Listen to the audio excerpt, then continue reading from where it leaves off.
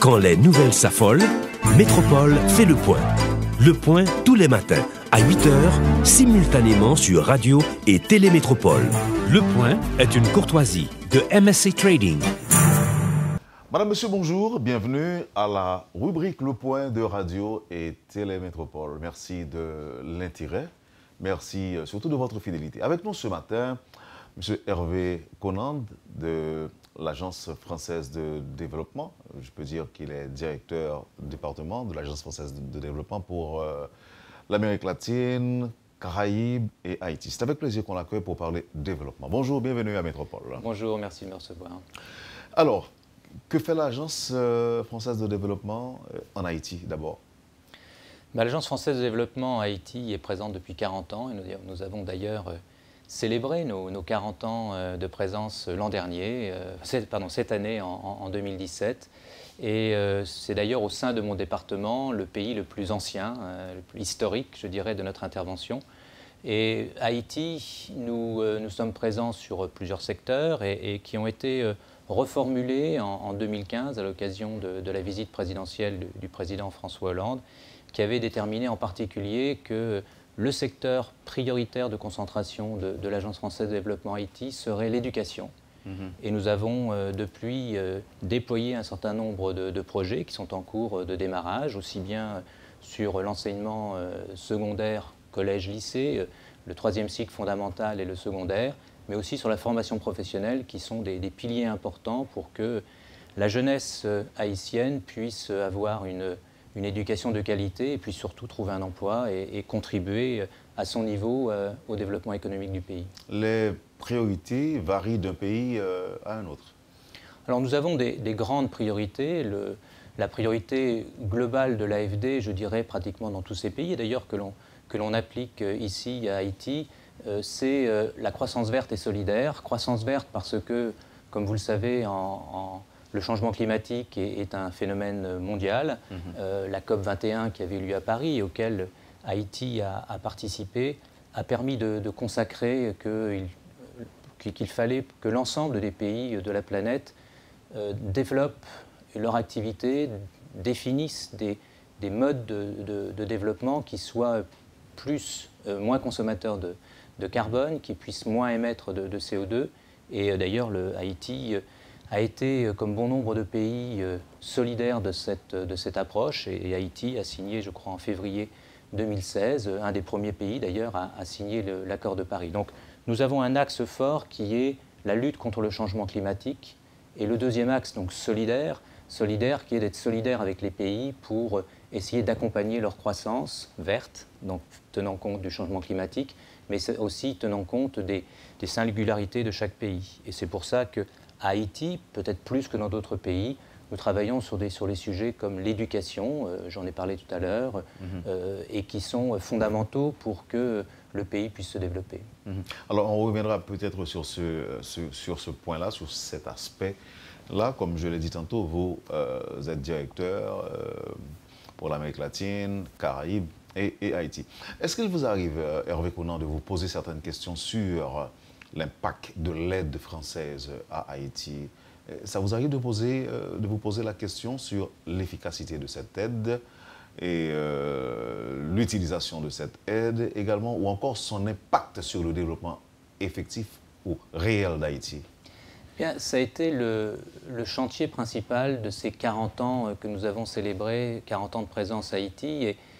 Et je crois que nous devons, à Haïti, peut-être plus qu'ailleurs, nous poser la question de l'efficacité de l'aide, parce que on est tous, l'Agence française de développement et l'ensemble des autres bailleurs de fonds qui intervenons à Haïti, on est riche de nos échecs. On a quelques succès sur lesquels il faut bâtir les projets de demain, essayer de mieux définir comment nous devons intervenir pour que ces projets servent réellement le développement du pays. Et nous sommes en train d'ailleurs d'écrire un livre d'histoire sur les 40 ans de présence de l'AFD à Haïti et d'interroger l'efficacité de l'aide ici à Haïti, mais aussi, au final, ces 40 ans, quand on les regarde sur l'historique, eh bien, on a trois calendriers qui s'entremêlent et qui sont peut-être des freins à l'efficacité de l'aide. Le premier calendrier, c'est l'agenda international de l'aide. Et cet agenda, depuis 1976, a beaucoup changé. Il y a eu dans les années 80 une volonté, on se rappelle du discours du président Mitterrand à La Baule sur l'axe gouvernance, et on a bien vu que l'ensemble des bailleurs de fonds, à la fin des années 80, début des années 90, ont fortement recentré leur intervention sur la bonne gouvernance comme préalable à l'aide au développement. En 2000, ça a été les objectifs du millénaire qui ont été définis. Vous savez, réduire de 50% les personnes n'ayant pas accès à l'éducation, à la santé, à l'eau, à l'assainissement, à l'électricité. Donc c'était des objectifs qui visaient très quantitatifs, qui visaient à réduire un certain nombre d'améliorer les services aux populations. Et nous avons en 2015 les objectifs du développement durable qui ont été définis. Donc nous avons un calendrier international, nous avons aussi un calendrier national. Nous la France, nous avons défini une réforme de la coopération avec un rôle de plus en plus accru d'ailleurs pour l'Agence française de développement, avec des priorités qui ont pu être données par les gouvernements. Notre président, lors de ses récents discours au sujet de la coopération, non seulement a indiqué que la France augmenterait son aide publique au développement de 0,37% du PIB aujourd'hui à 0,55% à l'horizon 2022, qui est un effort considérable pour atteindre cet objectif, et a donné en particulier comme priorité le secteur de l'éducation, qui est un point important dans bon nombre de pays.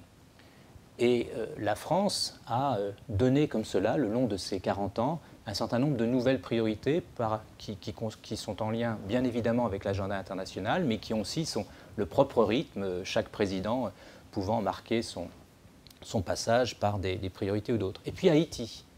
Haïti a été jalonné de crises politiques, a été jalonné de catastrophes naturelles, bien évidemment le séisme en 2010, mais aussi Matthews l'an dernier, qui sont autant de situations qui remettent en cause un certain nombre de progrès que l'on voudrait. C'est la question que j'allais vous poser, à savoir, est-ce que ces événements, quand ils arrivent, est-ce que vous voyez dans l'obligation de revoir les promesses préalables ou encore les annonces? Le développement d'un pays est obligatoirement, inévitablement sur du temps long. Et on ne peut pas développer dans l'urgence. Et bien évidemment, lorsqu'il y a une catastrophe naturelle qui se passe, il y a la nécessité d'essayer de réagir à cette urgence et d'essayer de mettre les moyens pour faire revenir au moins le pays au niveau où il était avant la catastrophe. Je me rappelle, quand j'ai commencé ma carrière dans l'océan Indien, j'ai vécu un cyclone. Et c'est vrai que vous travaillez pendant un an pour simplement faire en sorte de revenir au point juste avant la catastrophe naturelle. Et donc, c'est forcément des freins dans la mise en place d'une politique qui, dans un pays comme Haïti, où il y a un certain nombre de fondamentaux qui sont à mettre en place, nécessitent du temps. Et ces catastrophes nuisent à cette progressivité. Néanmoins, il faut saisir ces catastrophes pour essayer de réfléchir à ce qu'on appelle le Build Back Better. Comment faire pour que, par exemple, après un séisme, comment construire mieux, après un cyclone, comment construire mieux, comment être moins sur des zones qui sont vulnérables, comment faire que les services de réponse à ces catastrophes soient mieux organisés. Donc, ça doit être des opportunités pour faire mieux demain. Mais néanmoins, ce sont toujours des moments d'arrêt par rapport à l'organisation des services, de l'administration. Des moments d'arrêt pour une remise en question parfois aussi. Mais alors, oui, il faut toujours se remettre en question de toute façon dans le développement. Je me pose la question à savoir, est-ce que vous réagissez aux urgences et vous réagissez également aux déclarations impromptues d'un président français? Alors, première chose, d'abord, l'Agence française de développement n'est pas une agence d'urgence. Donc, nous avons néanmoins bien compris, avant, il y a une dizaine d'années, l'Agence française de développement, d'ailleurs comme l'ensemble des bailleurs de fonds, Banque mondiale ou Banque interaméricaine de développement, Union européenne, quand il y avait une urgence, on disait l'urgence c'est pour les humanitaires, c'est pour ceux qui savent gérer l'urgence, nous viendrons plus tard. Nous faisons du développement, ce n'est pas l'urgence. Aujourd'hui, on comprend bien qu'il n'y a pas le moment de l'urgence et on attend ensuite pour reprendre le développement. Il doit y avoir un continuum entre l'urgence et le développement.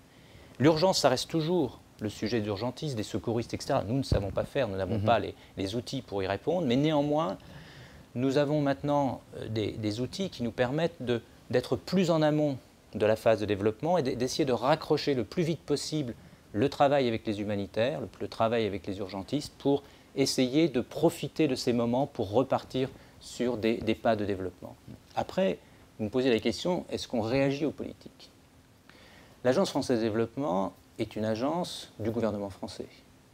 Nous avons dans notre conseil d'administration des ministères qui définissent la stratégie de la politique française, et l'Agence française de développement est la plateforme de compétences que le gouvernement utilise pour mettre en œuvre une politique de développement. Nous-mêmes, dans le dialogue avec le gouvernement, nous apportons notre expertise, notre expérience pour essayer de définir avec le gouvernement la meilleure manière de répondre aux différents enjeux que le monde traverse aujourd'hui et qui sont différents d'une région à l'autre, avec, comme je l'indiquais, quand même certaines constantes qui sont aujourd'hui le sujet du changement climatique. Et qu'on le veuille ou non, ça nous oblige, Haïti, la France, l'ensemble des pays de la planète, ça nous oblige à penser différemment, à revoir les trajectoires de développement que nous devons mettre en place et qui doivent être des trajectoires qui préservent la planète de demain. Et ça, c'est notre rôle, nous, en tant qu'agence de développement. Nous avons redéfini notre cadre d'intervention qui a été validé par le gouvernement français et qui indique que maintenant, notre objectif, c'est que l'ensemble de nos projets soient 100% compatibles avec l'accord de Paris. C'est-à-dire que quand on va faire un projet, on va s'assurer que ce projet soit compatible avec l'accord de Paris. Ça ne veut pas dire qu'on ne fera plus d'éducation, de santé, mais ça ne veut pas dire qu'on ne fera que du climat. Mais on s'assurera que ce que l'on fait n'est pas incompatible avec ce que le pays a décidé de faire quand il est venu présenter sa contribution volontaire en 2015 lors de la COP21 à Paris. Donc, nous avons un gouvernement français qui définit sa politique d'aide au développement en s'appuyant fortement sur l'Agence française de développement qui est, je dirais, l'élément essentiel de cette politique au développement. Et bien évidemment, quand un président français vient annoncer à Haïti que la priorité, ça doit être l'éducation, d'abord, ça a été discuté en amont. Ça a été discuté en amont, c'est pas une surprise. Il a dit que ça doit être, mais ça sera la priorité. Il a dit que ce sera la priorité de la France maintenant à Haïti. De cette date à nos jours, qu'est-ce qui a été fait dans ce domaine? Beaucoup. Un petit rappel. L'Agence française de développement, jusqu'à avant l'intervention du président français, là encore, ce n'est pas une décision qui est prise à la va-vite, c'est une décision mûrie que dans des pays comme Haïti, il est important que nous travaillions sur la durée, sur les enjeux d'éducation, parce que Haïti, demain, sera ce que la population aujourd'hui, qui est à l'école, en fera. Et il est important qu'elle soit le mieux formée possible pour qu'elle puisse appréhender les enjeux du monde qui sont de plus en plus complexes, de plus en plus interreliés. L'importance aujourd'hui d'éduquer la population haïtienne, et quand on voit aujourd'hui les résultats au niveau éducation et le nombre de personnes qui atteignent le bac, le nombre de personnes qui ont le bac, il est clair qu'il faut faire quelque chose. Alors, depuis 2015, qu'avons-nous fait? Nous avons octroyé un certain nombre de financements, et je vais les décliner, et nous avons travaillé aussi fortement avec l'Union européenne qui apporte sa contribution financière, qui nous délègue des fonds pour qu'on puisse mener des projets d'envergure.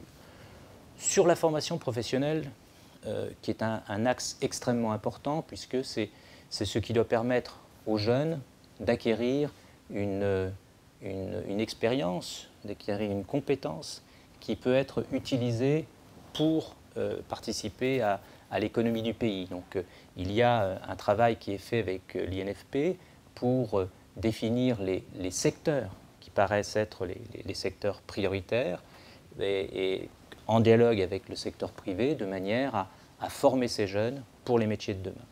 Nous avons octroyé en 2015 5 millions d'euros pour un projet de formation professionnelle avec l'INFP. Nous allons compléter ce financement dès cette année par 1,5 million supplémentaire pour je dirais, caler un petit peu les besoins de financement sur la base du démarrage du projet. Donc ça, c'est en cours.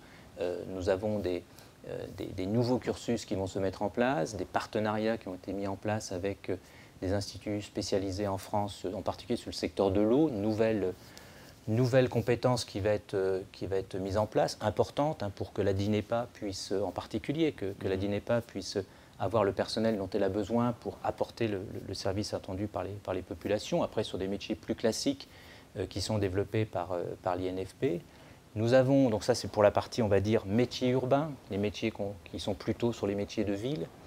Nous avons octroyé en début d'année, et nous allons signer dans les jours qui viennent avec le gouvernement une nouvelle contribution de 11 millions d'euros, 3 millions d'euros de l'Agence française de développement, 8 millions qui nous sont délégués par l'Union européenne pour un programme de formation professionnelle en plus en milieu rural.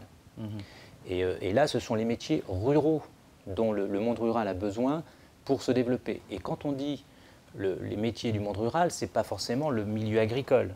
C'est en particulier tous les enjeux de la transformation. Si on veut développer de la plus-value en milieu rural, il est important que nous ayons des jeunes formés et qui pourront transformer ces produits, les commercialiser pour avoir des revenus supplémentaires à même qu'ils restent en milieu rural avec des revenus satisfaisants. Donc ça, c'est un projet qui est en cours de démarrage et nous allons travailler avec un certain nombre d'écoles existantes. On ne va pas commencer par construire, on va d'abord commencer par travailler avec des instituts qui ont montré leurs compétences et qui ont montré leur capacité à faire. Mais vous savez, sur la formation professionnelle, par exemple, l'un des enjeux que l'on retrouve dans tous les pays du monde, c'est que si on veut réussir la formation professionnelle, qui est coûteuse, une formation professionnelle, ce n'est pas juste une table et une chaise. Il faut des machines, il faut des laboratoires, il faut des équipements. Et ça coûte cher. Et si vous voulez faire une formation qui est en lien, en connexion avec le monde d'aujourd'hui, il faut régulièrement rénover ces équipements, acheter des équipements.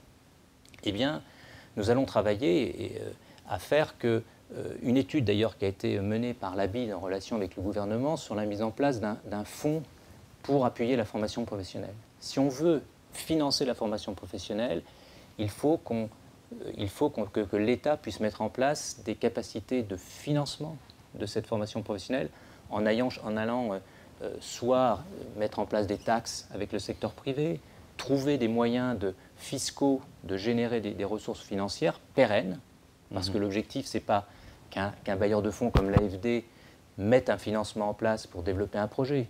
Nous, notre objectif, quand on fait un projet, c'est vrai pour la formation professionnelle, c'est vrai pour les autres sujets. L'objectif, c'est d'accompagner des politiques de l'État. Ce ne sont pas nos politiques.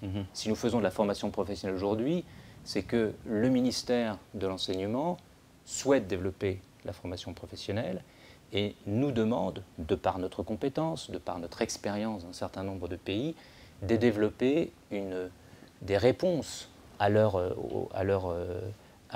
stratégie et de les aider à les mettre en œuvre concrètement. Ceci dit, s'il n'y a pas d'annonce gouvernementale, s'il n'y a pas de politique publique sur un dossier spécifique, il n'y aura pas de réponse, il n'y aura pas d'accompagnement, il n'y aura pas d'intervention des bailleurs. Il y a deux choses. Alors, là, quand vous me parlez d'annonce, vous me parlez d'annonce du côté de la France ou du côté d'Haïti? Du côté d'Haïti. On n'est pas sur un sujet d'annonce.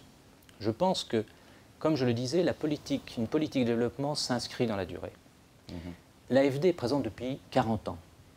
Depuis 40 ans, nous dialoguons avec des gouvernements différents, dans des contextes différents, et nous dialoguons pour regarder quelle est la politique du gouvernement. En tant que bailleur de fonds, nous ne sommes pas là pour venir développer notre politique. Notre politique, c'est celle des pays. Et c'est pour ça que notre intervention est différente d'un pays à l'autre. Elle est différente d'un pays à l'autre parce que les priorités des pays sont différentes. Il y a aussi la nécessité de trouver sa place. Aujourd'hui, Haïti, que représente l'Agence française de développement? Aujourd'hui, vous avez des très gros bailleurs de fonds, Banque interaméricaine de développement, premier bailleur de fonds du pays, de l'ordre de 200 millions de dollars par an. L'Agence française de développement aujourd'hui, c'est en moyenne en dehors de la période post-séisme où il y a eu des montants importants qui ont été mobilisés, presque plus de 200 millions d'euros qui ont été mobilisés par la France après le séisme, je dirais en période normale, notre financement aujourd'hui est de l'ordre de 10-15 millions d'euros par an, en subvention. Dans mon département, Amérique latine et Caraïbes, Haïti est le seul pays qui bénéficie de subventions. Donc nous ne voulons pas réendetter le pays. 10-15 millions d'euros, 200 millions avec la BID, il faut définir là où nous pouvons intervenir. Et c'est bien ce dialogue que nous menons avec le gouvernement pour dire, avec les moyens que nous avons, avec la singularité de l'AFD également. L'AFD, c'est une agence francophone. Nous sommes francophones, le pays est bilingue français-créole, donc le français est une langue en partage que nous avons. Nous avons une singularité aussi parce que l'Agence française de développement est présente dans les outre-mer français, Guadeloupe, Martinique, Guyane, des territoires qui partagent le même espace régional que Haïti, partagent aussi les mêmes enjeux par rapport au changement climatique. Nous avons des expériences dans ces départements qui ont fait que sur l'enseignement, sur la construction, sur l'aménagement des territoires, nous sommes dans un environnement qui est assez similaire. Et donc nous pouvons utiliser cette expérience, nous pouvons aussi utiliser cette expertise de Français travaillant en Martinique, en Guadeloupe, parlant le créole et étant peut-être plus à même d'engager des relations avec leur homologue. Donc nous avons une singularité qui est celle par rapport à d'autres bailleurs de fonds, et nous avons aussi une singularité qui est que, et ce n'est pas propre à Haïti, c'est propre à tous les pays où nous intervenons, nous dialoguons avec le pays pour définir ses priorités et les priorités que nous pouvons accompagner, et nous faisons en sorte, parfois avec des difficultés, mais nous faisons en sorte que les projets soient mis en œuvre par les maîtres d'ouvrage nationaux. Quand nous travaillons sur la formation professionnelle, nous ne travaillons pas avec une ONG qui ouvrirait un centre de formation professionnelle. Nous travaillons avec l'INFP, parce que c'est eux les acteurs de la formation professionnelle. Et c'est la voie légale aussi, la voie autorisée. C'est la voie autorisée. Nous travaillons avec les gouvernements. Notre partenaire dans les pays où nous intervenons, c'est toujours le gouvernement. Monsieur Conan. Oui, alors on va observer la pause et on revient peut-être on revient sur certains sujets évoqués au cours de la première partie de l'émission. Par exemple, il y a quelque chose qui a attiré mon attention, c'est l'annulation de la dette d'Haïti. Et aujourd'hui, le pays bénéficie d'environ 15 millions d'euros de la part de l'AFD. J'aurais aimé savoir, est-ce que viendra un jour où Haïti pourra recommencer, par exemple, à s'endetter? Ou encore, est-ce que Haïti pourra redevenir solvable?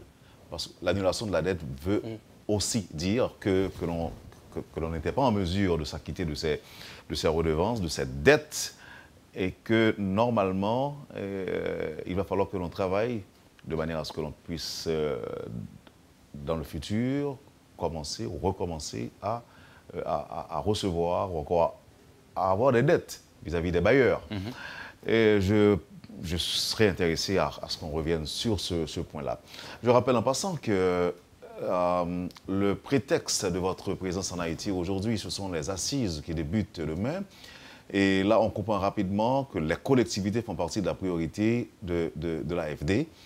On aura à en parler et vous nous direz qu'est-ce que M. Conan aura à dire aux assises qui débutent demain, qui a donc une initiative apparemment du ministère de l'Intérieur et des collectivités territoriales. On verra tout cela après la pause. Merci. Vous suivez, madame, monsieur, la rubrique Le Point de Radio et Télémétropole. Hervé Conan, directeur du département Amérique latine, Caraïbes et Haïti de l'Agence française de développement, est notre invité ce matin. Merci de l'intérêt. À tout de suite, après la pause. Le Point est une courtoisie de MSC Trading. Merci, madame, monsieur, de votre patience et de l'intérêt. Avec nous ce matin, à la rubrique Le Point de Métropole, M. Hervé Conan de l'Agence française de développement. Et vous vous souvenez de ce qu'on avait annoncé avant la pause? D'abord, Haïti qui ne serait plus solvable. Vous n'êtes pas d'accord? Je ne sais pas un problème d'accord ou pas d'accord. Aujourd'hui, effectivement, la dette de Haïti a été annulée. Aujourd'hui, nous travaillons sur subvention, donc avec des montants qui sont moindres de ce qu'on pourrait faire si nous intervenions sous forme de prêt. Ah, alors, je dirais que le sens de ma question, c'est que quelqu'un qui entend, par exemple, que la dette d'Haïti a été annulée, peut dire « Ah, c'est une bonne chose, on n'a plus de dette, on n'a pas de dette ». Mais par contre, les experts peuvent se dire « Hey, attention, hein, le fait de n'avoir pas de dette, c'est qu'on n'est pas solvable. Et OK, on va se contenter des subventions uniquement, alors qu'on pourrait avoir beaucoup plus que ça si au moins on était solvable. » Nous sommes en plein dans notre rôle. En tant qu'agence de développement, nous sommes dans le rôle de ne pas surendetter un pays. Nous sommes aussi dans notre rôle de l'accompagner pour redevenir solvable et faire en sorte que l'on puisse de nouveau prêter à Haïti. Vous êtes d'accord que ce n'est pas une bonne chose? Le sujet n'est pas de savoir si c'est une bonne chose ou pas. Le sujet, c'est qu'il y a une réalité. Et la réalité, elle n'est d'ailleurs pas définie par l'AFD, la réalité, elle est définie par le FMI. Et des agences bilatérales comme les nôtres, nous ne pouvons pas prêter à un pays tout le temps que le FMI indique qu'il est au-dessus d'un certain seuil de gestion de son budget. Aujourd'hui, je crois que notre devoir, c'est de tout faire pour que nous puissions reprêter Haïti. Et dans ce sens, nous avons deux grandes actions.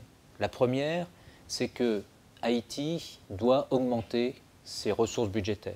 Et pour augmenter ses ressources budgétaires, bien évidemment, on peut augmenter la fiscalité, on peut élargir l'assiette de fiscalité, mais ce qui est le plus important, c'est que le pays puisse avoir une croissance économique à même de générer des nouvelles ressources pour l'État pour faire face à ses besoins. Alors, pourquoi je vous pose la question, M. Ponant? C'est parce que c'est une décision, on le sait, qui avait été prise au lendemain du séisme de janvier. C'est qu'on était pratiquement à genoux. Et là, on peut être tenté de croire que ça aurait rapport avec la gouvernance, la bonne gouvernance. Bien sûr. C'est les deux. Et je pense, et j'allais y venir, je dis la première chose que nous faisons, nous, AFD, c'est que nous accompagnons avec nos moyens et nos outils la relance économique du pays. La relance économique par la formation professionnelle, parce que si on veut que le pays fasse de la plus-value, il lui faut de la main-d'œuvre qualifiée.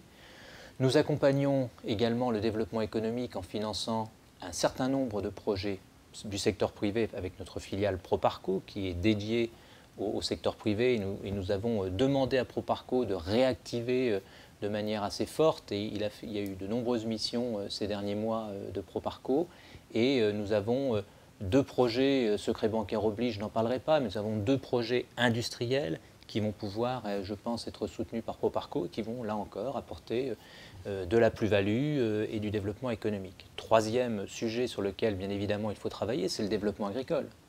Le pays est agricole et il est important qu'on puisse accompagner ce développement agricole. Trois actions. Nous travaillons aujourd'hui sur des périmètres irrigués vers les cailles que nous avons je dirais réhabilités pour que la production soit plus intense. Nous accompagnons les agriculteurs pour qu'ils puissent réellement avoir des productions générant des produits que l'on va transformer, j'en parlais tout à l'heure. Nous allons intervenir sur les filières cacao, café, pour en particulier dans la logique d'aménagement de bassins versants pour diminuer l'érosion de ces pentes, mais aussi pour permettre à ces populations de développer une activité économique. Et nous allons appuyer le réseau de microfinance, le levier, de manière à ce que le monde agricole puisse accéder à des prêts. Et d'ailleurs, le levier, nous allons faire un prêt. Nous allons prêter au levier à des taux très faibles, mais nous allons prêter au levier de manière à montrer que c'est une institution qui est aussi en capacité de pouvoir emprunter. Donc, aidez-nous à comprendre. On ne peut pas prêter de l'argent à l'État, l'État étant surendetté, trop endetté. Par contre, des structures ou encore des entités qui évoluent à l'intérieur du pays en question peuvent bénéficier de certains prêts.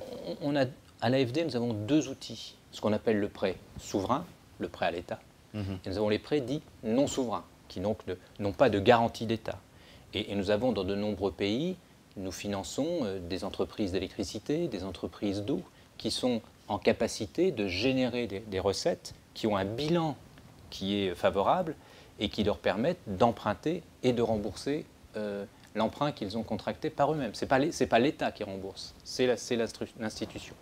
Et j'espère, notre rêve devrait être aujourd'hui de dire, dans 10 ans, 15 ans, peut-être moins, nous prêterons à EDH, nous prêterons à la DINEPA. Parce que EDH et DINEPA auront fait une révolution dans leur organisation, auront une gouvernance qui leur permettra d'apporter du service, que ces services soient payés, de manière à pouvoir être en capacité d'emprunter. Et ça, c'est un enjeu important pour ces deux structures, c'est un enjeu important pour le pays, parce qu'on sait que ce sont des structures, quand les structures sont bien organisées, bien gérées, elles apportent le service qui est demandé aux populations sans qu'on ait recours à des subventions de l'État qui, on le sait, sont très importantes dans le secteur de l'électricité.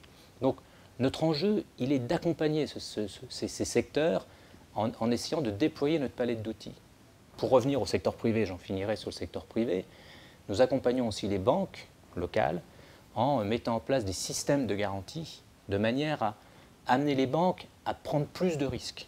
Puisque s'il y avait un défaut de paiement, ce système de garantie prend 50% à sa charge du prêt qui ne serait pas remboursé. Donc c'est amener l'ensemble des acteurs économiques par les outils que nous avons à prendre plus de risques, à faire que le secteur économique se développe. Mais pour que le secteur économique se développe, il faut que l'environnement soit favorable. Il faut que celui qui investisse estime que l'environnement qu'on lui présente n'est pas délétère, que quand il va faire sa comparaison avec des pays voisins, dans la Caraïbe, il va décider si oui ou non il vient plutôt investir à Haïti ou pas.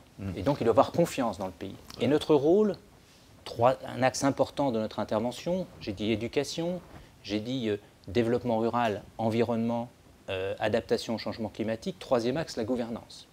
Et je pense que c'est un sujet sur lequel nous devons, aux côtés des autres partenaires du développement, nous devons travailler avec le gouvernement et je crois qu'il y a, on voit la dynamique nouvelle qu'il y a aujourd'hui avec un certain nombre de lois qui sont passées au Parlement.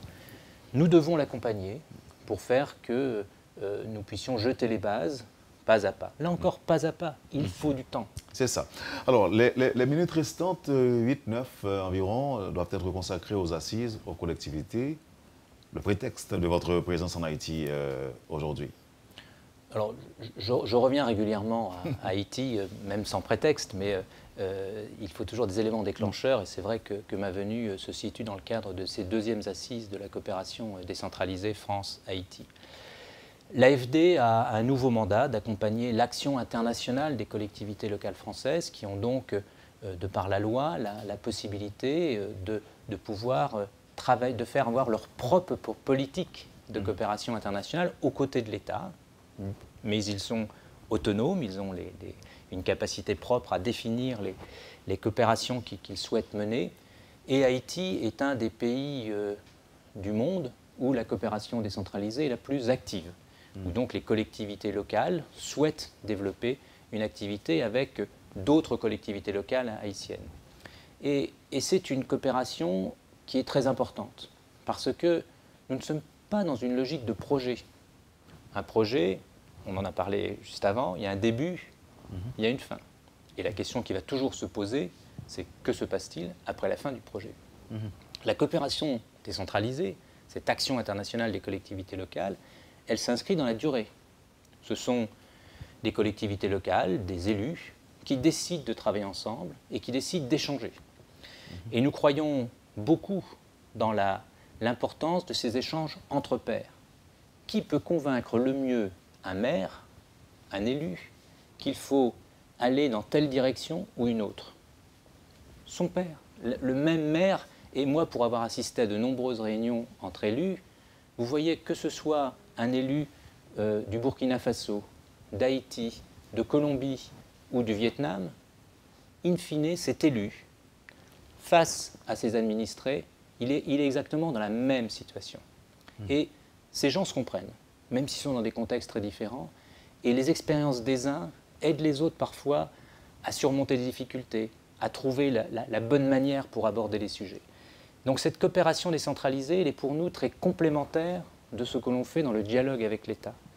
Et c'est pour ça que nous avons ce nouveau mandat qui nous est confié et pour lequel nous avons développé une facilité facilité pour l'investissement des collectivités locales, de manière à permettre aux collectivités locales d'avoir, je dirais, des ressources financières supplémentaires pour pouvoir mener un certain nombre de projets avec leurs partenaires locaux. Et c'est ça que vous définissez comme coopération décentralisée. Coopération décentralisée, c'est décentralisé puisque ce n'est pas l'État central qui fait de la coopération. On va dire que nous pourrions dire que nous sommes la coopération centralisée puisque nous sommes je dirais, l'agence française de développement qui développe l'activité du gouvernement français de coopération. Et les bénéficiaires de cette coopération sont les collectivités? Ce sont les collectivités. Et les maires, les CASEC, les ASEC? Absolument. Ce sont les maires. Ça peut être aussi des... Vous pouvez très bien avoir... je rencontrais hier des collègues du syndicat des eaux d'Île-de-France. Donc un syndicat des eaux, donc syndicat intercommunal. Donc c'est bien un service qui est partagé par un certain nombre de communes, qui travaille aujourd'hui avec la ville de Saint-Marc pour aider le service de l'eau. Donc on est bien sur un syndicat des eaux qui travaille avec son homologue pour la commune de Saint-Marc, pour essayer d'appuyer cette expérience très intéressante de délégation de service qui est présente à Saint-Marc. Et ça, ce sont des expériences qui nous intéressent. Est-ce qu'il y a au préalable une enveloppe préposée à cette coopération décentralisée? Alors, nous n'avons pas, d'enveloppe. On a une enveloppe générale de près de entre 8 et 10 millions d'euros à l'échelle mondiale. Et nous avons cette facilité qui répond aux initiatives. Et d'ailleurs, nous allons financer, et nous rencontrerons demain les deux partenaires, qui est que la CACEM en Martinique va financer un projet dans les Cayes, c'est dans les Cayes, pour faire en sorte que de l'électricité des lampadaires solaires, donc l'électrification des voies publiques, puisse se faire par la voie solaire, adaptation au changement climatique. Et c'est la CACEM de Martinique qui va apporter son expérience et qui va apporter ce financement et qui va discuter non pas simplement de l'implantation des lampadaires solaires, facile. Deuxième sujet, c'est comment je fais pour que ce service se pérennise. Il y a de la maintenance, il y a prévoir un certain nombre, des budgets pour l'électricité gratuite certes, mais il va falloir renouveler les batteries, les entretenir, avoir du personnel qui s'occupe de ces nouveaux services. Mais ce sera géré par la municipalité haïtienne. Donc, mais par contre, il y aura une relation de longue durée. Et ça, c'est le point c'est un jalon. Ils se connaissaient, ils ont défini le projet ensemble. Nous avons accompagné ce projet parce qu'il nous paraît être porteur, au-delà de l'investissement, d'une relation intéressante entre deux collectivités sur la problématique de la gestion de services publics. Comment je gère un service pour les populations dans la durée. Et la municipalité haïtienne va aller en Martinique, il y aura des échanges. Et c'est ça la force de la coopération décentralisée. C'est vraiment une coopération qui est supplémentaire à ce que nous, en tant qu'Agence française de développement, nous pouvons faire avec le gouvernement. Et d'ailleurs, je crois, et c'est important pour nous, on fait aussi, comme vous le savez, on appuie la société civile française, les ONG françaises à intervenir avec leur homologue en Haïti. L'Haïti est l'un des premiers bénéficiaires de ces financements aux ONG françaises qui travaillent avec des ONG haïtiennes. Je crois qu'en tant qu'agence de développement, il est important que nous nous nourrissions de l'ensemble de ces initiatives.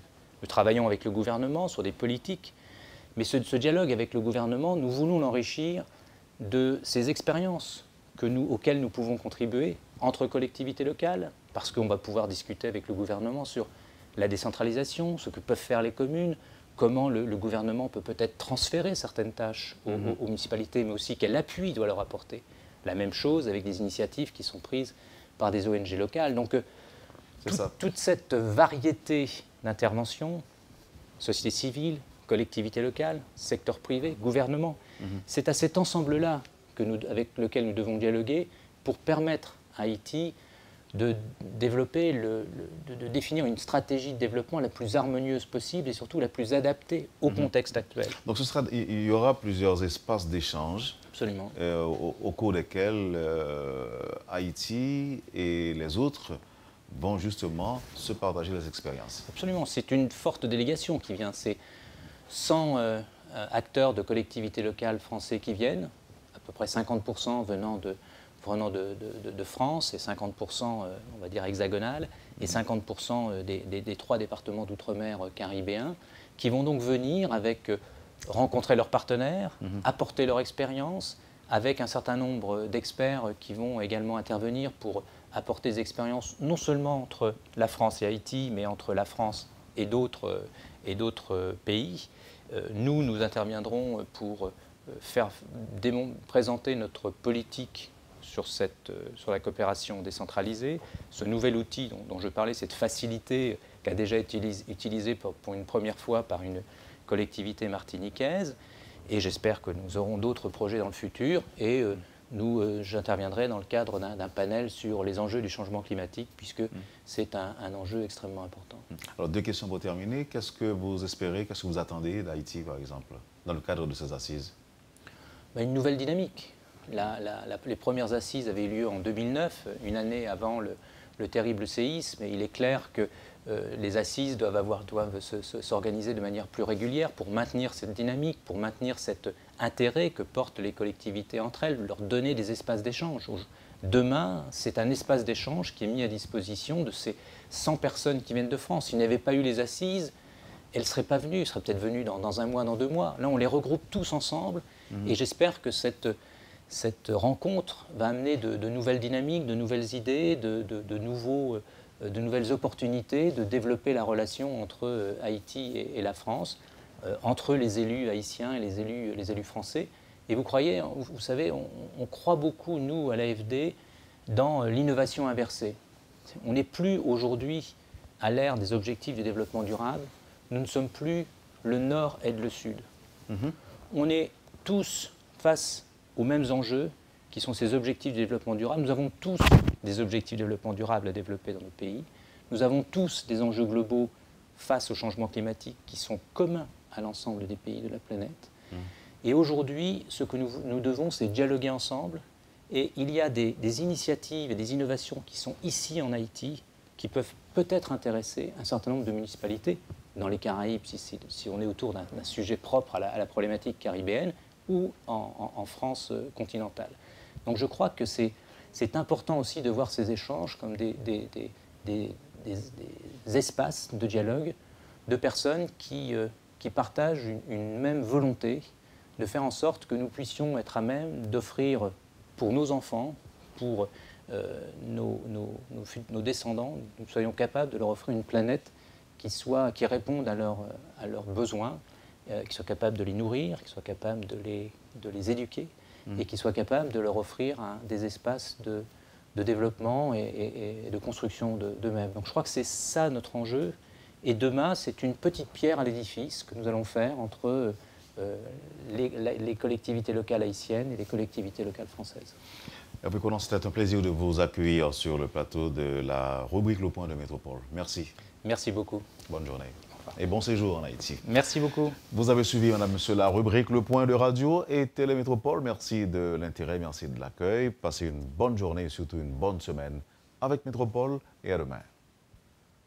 Quand les nouvelles s'affolent, Métropole fait le point. Le point tous les matins à 8h, simultanément sur Radio et Télémétropole. Le point est une courtoisie de MSC Trading.